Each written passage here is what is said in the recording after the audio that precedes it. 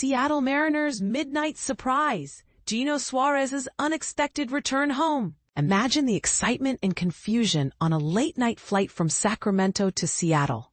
The hour ticks past midnight, and the Mariners team charter is parked on the tarmac. Nearly 45 minutes pass, and everyone on board is left scratching their heads, wondering why their departure is delayed. Little do they know, an extraordinary surprise is about to unfold.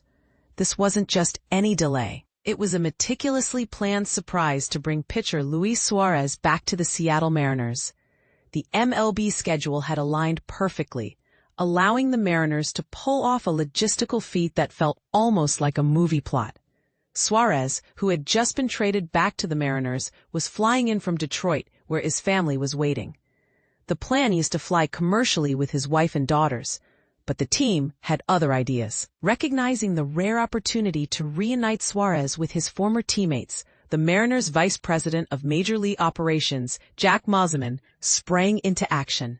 Mosiman called Suarez and asked if he'd prefer to join the team's charter flight. Suarez, thrilled at the prospect, agreed, but getting him to the plane was no easy task. The Mariners' charter was in a private hangar, while Suarez was in the public area of the airport with his family in tow.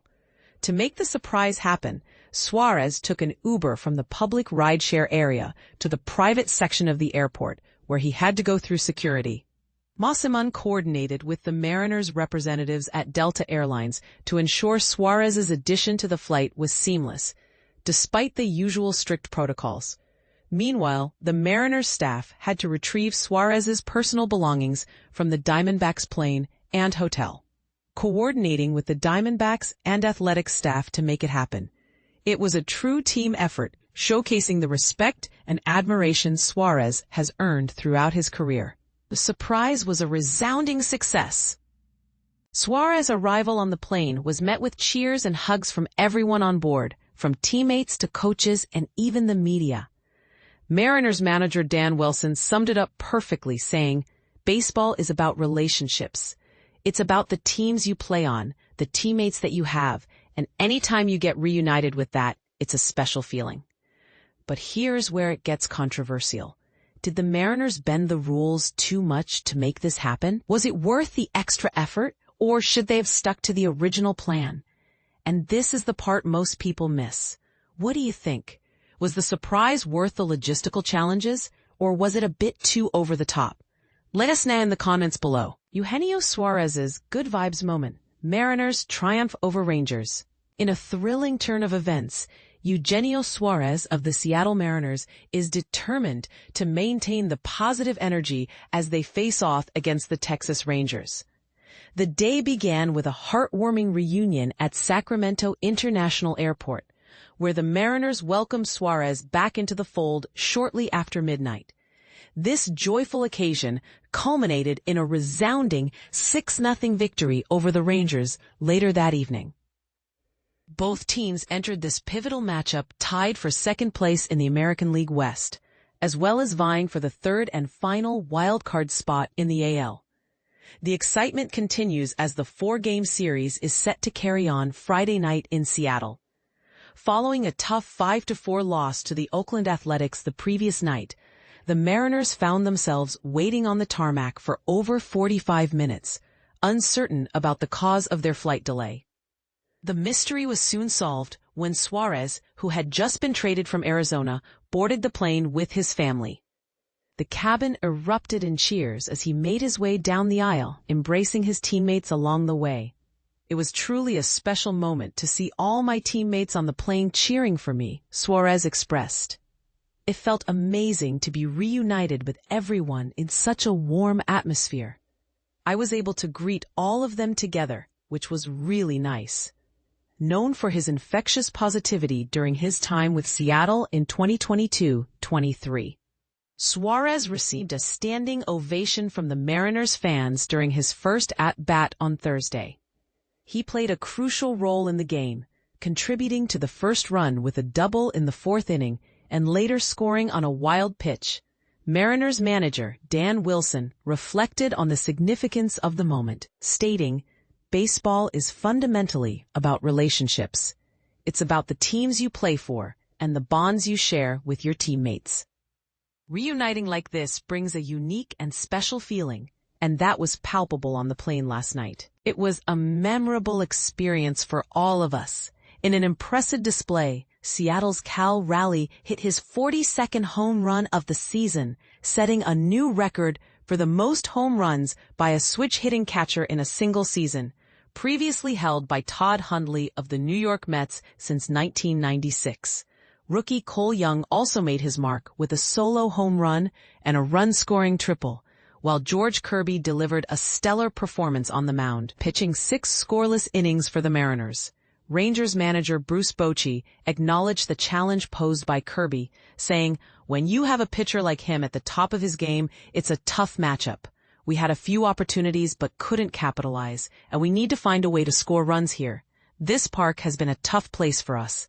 Looking ahead to Friday's game, fans can expect a matchup between right-handers Jack Leiter of the Rangers, 7-6, 4.09 ERA, and Logan Gilbert of the Mariners, 3-4, 3.36 ERA. Leiter is on a winning streak, having secured victories in his last 3 starts, including an impressive 8-1 win against the Atlanta Braves, where he pitched 6 innings, allowing just 1 run on 2 hits while striking out 7. However, Leiter has struggled against the Mariners in his career, holding a 0-2 record with a 6.98 ERA in 4 appearances, including 2 starts. In a previous outing on May 2nd, he lasted only 4 1/3 innings. Giving up 6 runs in a 13-1 defeat at Seattle, he did not receive a decision in a later game on June 29th, where he allowed 1 run on 7 hits over 6 innings, but the Mariners ultimately won 6-4 in 12 innings. On the other hand, Gilbert is looking to bounce back after a 4-1 loss to the Los Angeles Angels, where he allowed 4 runs on just 3 hits in 5 innings. Despite this setback, he boasts a solid 5-2 record with a 2.79 ERA in 15 career starts against the Rangers. In their previous encounter on April 13, Gilbert led the Mariners to a 3-1 victory, allowing only 1 run on 3 hits over 5 innings, with 7 strikeouts. He also took a no decision in a game on June 27th at Texas, which the Mariners won 7-6 in 12 innings. As the series unfolds, fans are left wondering, can the Mariners keep the momentum going with Suarez back in the lineup, or will the Rangers find a way to turn the tide? Share your thoughts in the comments below. First, Seattle Mariners lineup with Suarez since 23. A new era begins. The Seattle Mariners have made a seismic shift in their lineup, bringing back Eugenio Suárez for the first time since 2023, just days after a blockbuster trade deadline move. This lineup overhaul has upended expectations, creating a roster that feels both familiar and radically different. But here's where it gets controversial. Suarez's return isn't just about star power. It's about reshaping the entire offensive strategy of a team trying to claw back in the American League standings. Suarez, who spent 2 seasons with the Mariners before being traded, is now hitting 5th in the order, a spot that once belonged to Julio Rodriguez. His presence alone is a game changer. He ranks 5th in MLB with 36 home runs and is tied for the league lead in RBIs at 87. That's not just numbers. It's a potent weapon in a lineup that's suddenly brimming with talent. Randy Arozarena, the new leadoff man, and Josh Naylor, the cleanup hitter acquired from Arizona, form a dynamic front 5. Together they've been all-stars at least once since 2024, creating a wave of offensive firepower that's hard to ignore. But this isn't just about the top of the order. The middle of the lineup has also been transformed. Cal Raleigh, the home run leader, now sits 2nd, swapping places with Rodriguez. Meanwhile, J.P. Crawford, the shortstop, is now 8th, a move that raises questions. Is this a strategic shift to maximize production, or a sign of confidence in the new group? And what about Jorge Polanco, the designated hitter, who's hit 17 homers this season? His role as a 6th hitter adds another layer of depth to the offense. On the pitching side, George Kirby, the Mariners starter, faces a daunting challenge. The Rangers, led by Rowdy Tellez, are determined to stop Kirby from becoming the first pitcher since Barry Zito to go 8-0 against them. Kirby's 1.15 ERA against Texas over 9 starts is a red flag for the Rangers. But can they outsmart the Mariners' new offensive identity? The stakes are high. The Mariners and Rangers are tied at 57-52 for the third wild card, with the Astros 5 games ahead. This 4-game series isn't just about winning. It's about securing a playoff spot. And this is the part most people miss.